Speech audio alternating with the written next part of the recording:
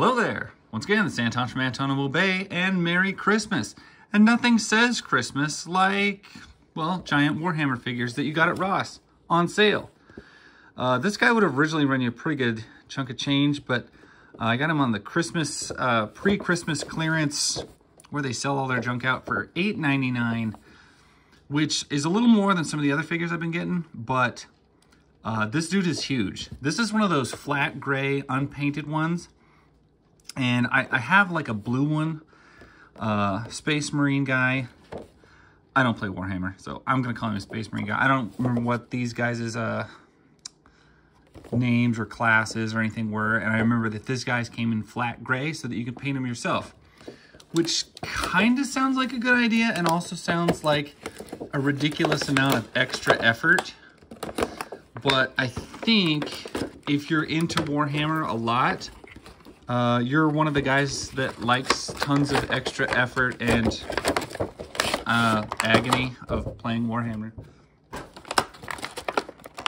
All I know about Warhammer is basically from a friend of mine who actually plays it. And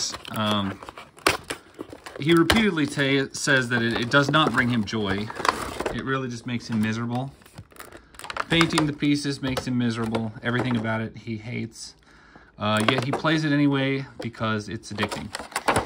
And I always thought that was a weird sales pitch, I guess, for a game. And now this is a Mcfarlane figure, Todd Mcfarlane. So, of course, it is going to be packed in there super, super annoyingly. But actually, I threw it without even checking. All right, Todd always gives us a stand. Say what you want about him. He actually goes back, like, do you know how long it's been since people actually typically give you a stand with your action figure? It's been a long time. Oy. Oh, this guy's gonna be a bear to get out of here. So we got a couple of these. Got one there. I hope I don't lose a finger during the process. Maybe I can just pop him out.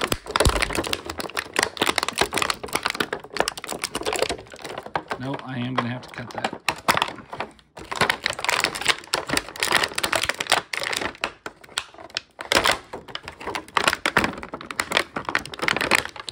Holy crap.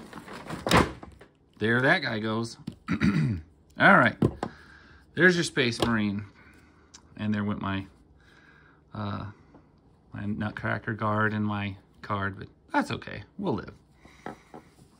It was a violent opening, but these Space Marines, they know violence, so he feels just a little bit wobbly. I'm just gonna say, like I kind of thought this guy would be just a little tighter. He feels a little bit loose. Good work. My lovely assistant has replaced it. Yeah, he feels awfully loose. Not gonna lie. Kind of thought this would be a little bit firmer, but with the way some of the ball joints are in there, I guess I should have expected that a little bit. He's got, of course, no paint on him, which looks a little bit odd.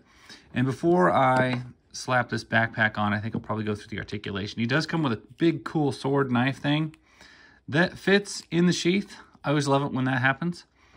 He comes with some sort of big gun thing, which I'm sure Warhammer people would really know more about than me. And his head looks different than the average. I think I have like a general, the blue guy with the red helmet. He looks a little different. I don't know if I'll paint this guy. I don't know if I'm really the guy to paint stuff like that. I might give it a whirl.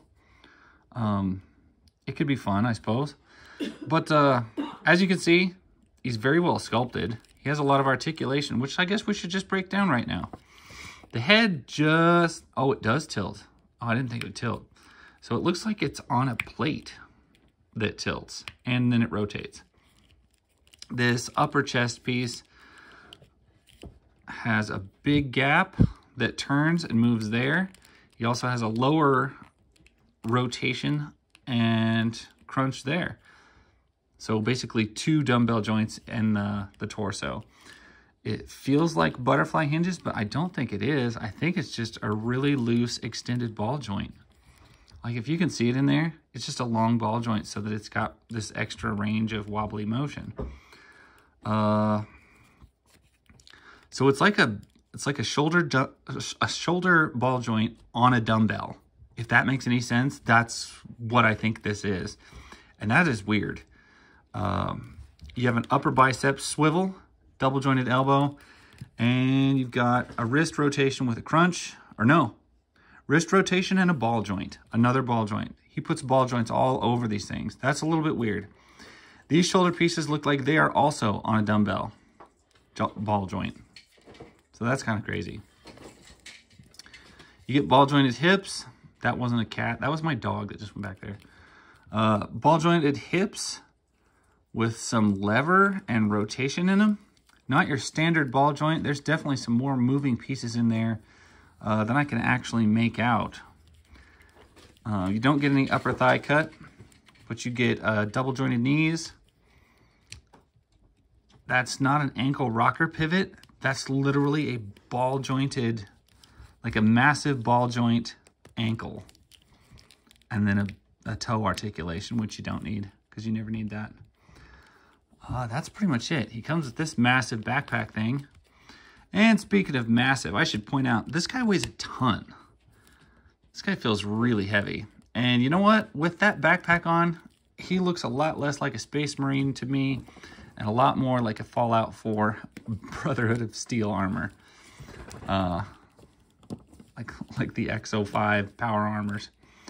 Yeah, really just the helmet's different, but it's an interesting figure. It's definitely something I would like. Well, I obviously picked it up, but if you were into just like weird, heavily armored big figures, you could certainly do a lot worse for a lot more money, because this guy was super cheap for how big he is. He is technically huge. Anyway, that's pretty much all I got to say on this guy.